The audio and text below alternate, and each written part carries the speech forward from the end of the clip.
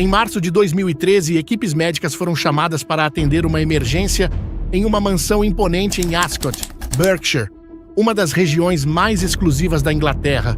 Mas eles chegaram tarde demais. O homem já estava morto. A causa da morte? Enforcamento. Só que o homem encontrado morto aqui não era qualquer pessoa.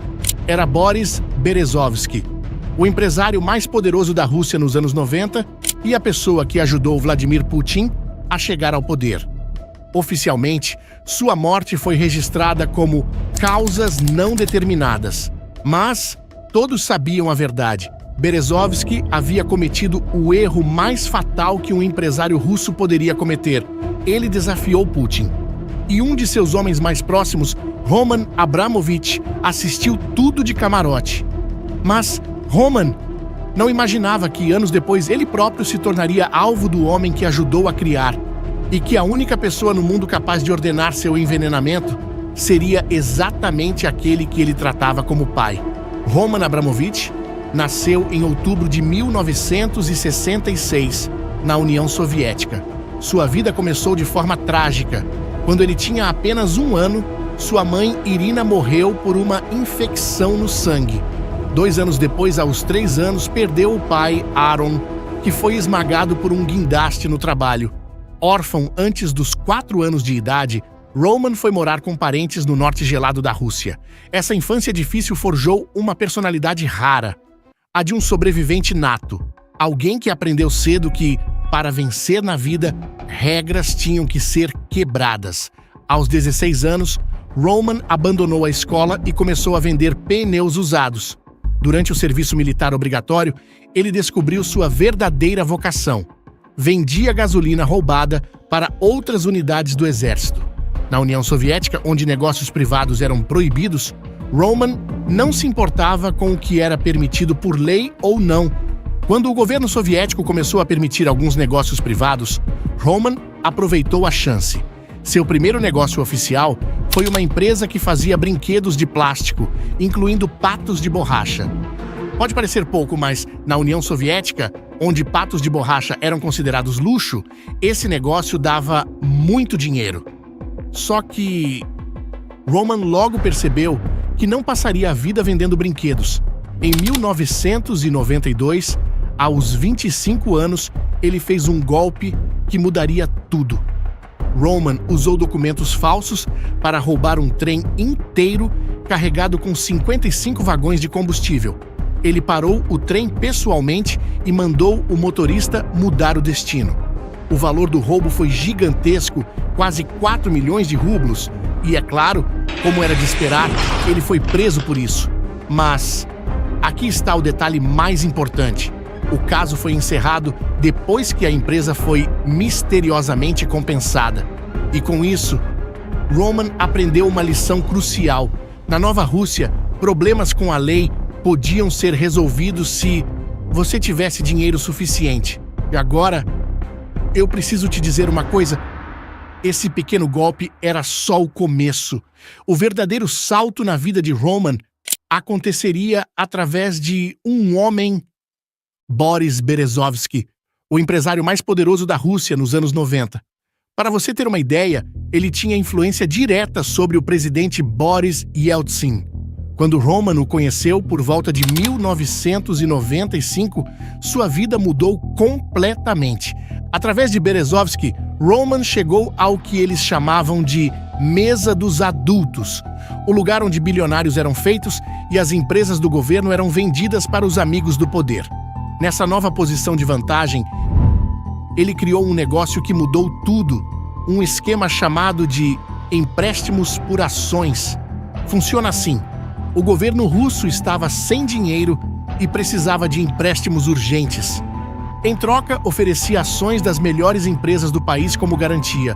Mas, é claro, os leilões eram falsos, organizados para que o governo nunca conseguisse pagar de volta.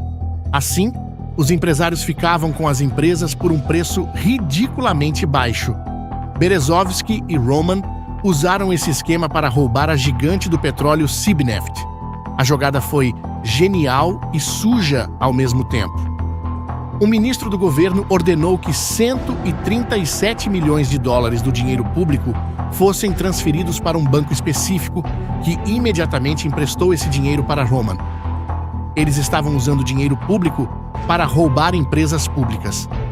No leilão falso, Roman e Berezovsky pagaram apenas 100 milhões de dólares cada um pela Sibneft, mas a empresa valia pelo menos 2,7 bilhões de dólares na época.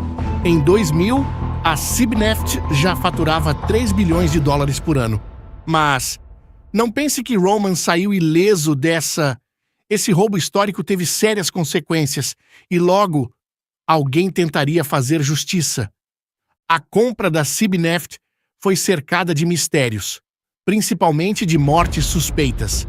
Ivan Litskevich, diretor de uma refinaria que se recusou a apoiar o negócio, foi encontrado morto afogado no rio 2 dias antes da criação da empresa. O caso nunca foi resolvido.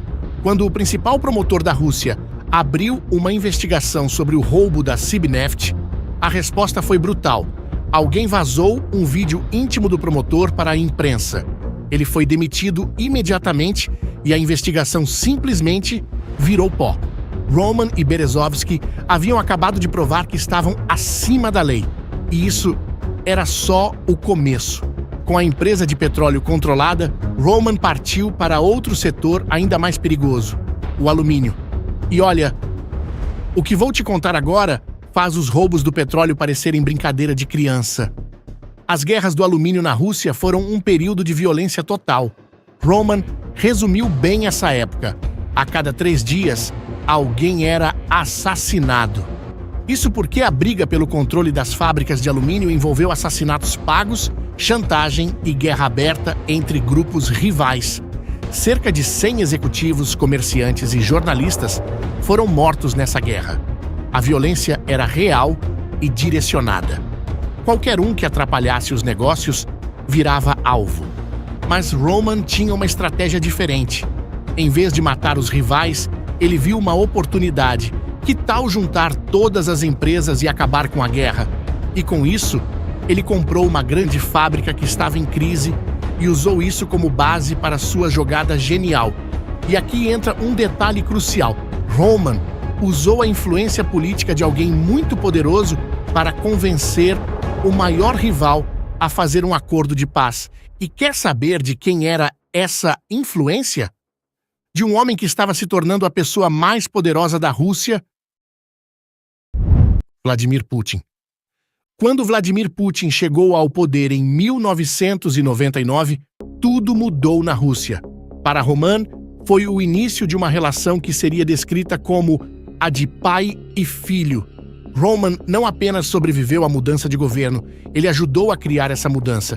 Ele foi uma das primeiras pessoas a recomendar Putin para o presidente Yeltsin como sucessor. Roman também ajudou a montar o primeiro governo de Putin. Em 2000, Roman e seu rival Deripaska fizeram um acordo histórico. Juntaram suas empresas para criar a Rusal, a terceira maior empresa de alumínio do mundo. Com isso, acabaram com as sangrentas guerras do alumínio. Roman tinha apenas 33 anos e já controlava impérios do petróleo e do alumínio. Mas a prova maior de sua posição especial veio em 2005. Roman vendeu sua parte da Sibneft de volta para o governo. O preço? 13 bilhões de dólares. Compare isso com o que aconteceu com outros empresários ricos. Mikhail Khodorkovsky, que na época era o homem mais rico da Rússia, perdeu tudo e foi preso por 10 anos porque desafiou Putin politicamente. Roman, que sempre foi leal, foi recompensado.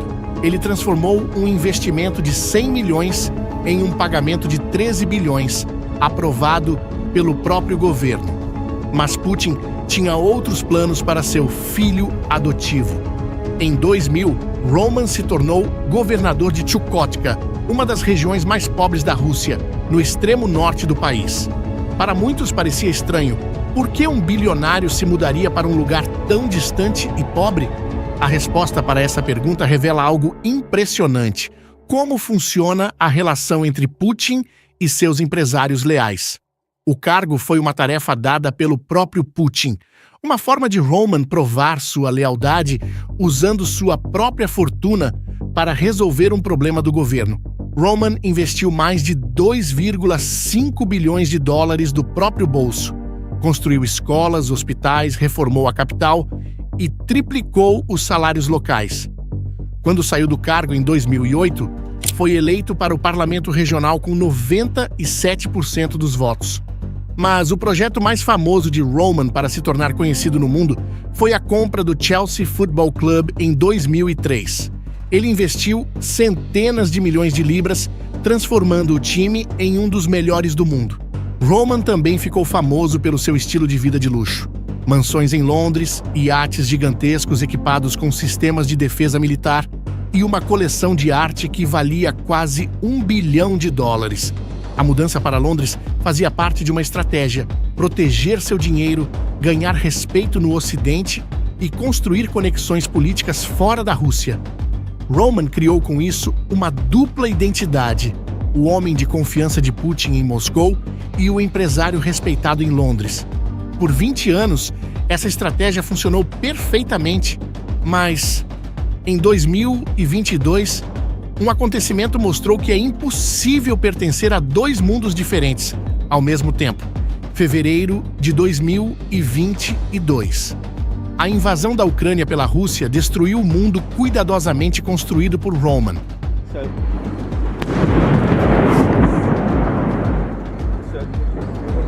Okay, Hugo. Por quase um mês, ele assistiu outros empresários russos perderem iates e mansões. Semana após semana, ele esperava seu nome aparecer na lista de sanções, mas isso simplesmente não acontecia.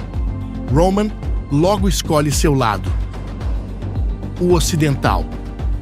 Autoridades ucranianas chegaram a procurar ele para atuar como negociador de paz. O presidente ucraniano Zelensky até pediu pessoalmente ao presidente americano Biden para não aplicar sanções contra Roman, acreditando que ele poderia ajudar nas negociações. Mas, aos olhos de Putin, essa mediação foi vista como traição. Roman estava agindo de forma independente, talvez para proteger seu dinheiro no exterior. A situação de Roman ficou bastante perigosa na noite de 3 de março de 2022. Após uma reunião de negociação em Kiev, Roman e pelo menos 2 negociadores ucranianos ficaram gravemente doentes. Os sintomas foram assustadores: olhos vermelhos, pele descascando no rosto e nas mãos e perda temporária da visão. Roman ficou cego por várias horas. Ele foi levado para a Turquia para tratamento e se recuperou. Especialistas em armas químicas disseram que os sintomas eram parecidos com envenenamento por agentes químicos usados pelo governo russo. A dose baixa sugeria que era um aviso, não uma tentativa de matar. A mensagem era clara: pare de agir sozinho.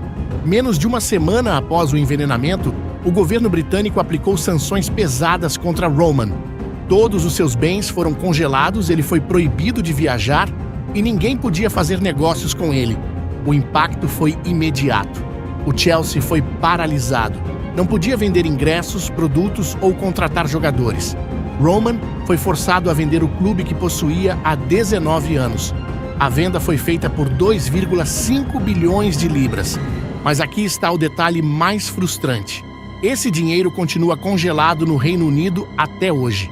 O governo britânico quer que o dinheiro seja usado apenas para ajudar a Ucrânia. Roman quer que ajude todas as vítimas da guerra, incluindo russos. Nos dias antes da invasão, Roman rapidamente transferiu 4 bilhões de dólares para seus 7 filhos, tentando proteger parte de sua fortuna. As sanções provaram que todo o prestígio que ele comprou no Ocidente era frágil. No momento em que a política internacional mudou, tudo desapareceu. Hoje, Roman Abramovich vive entre Istambul e Tel Aviv, cidades que se tornaram refúgios para empresários russos. Sua fortuna foi muito reduzida e a maior parte está congelada. Ele luta na justiça para recuperar seus bens. O envenenamento em Kiev? Bem, Foi um lembrete brutal de que sua proximidade antiga com o poder não o protegeria mais. E agora, Roman se encontra numa prisão dourada. Sua história escancara uma triste realidade na Rússia de Putin.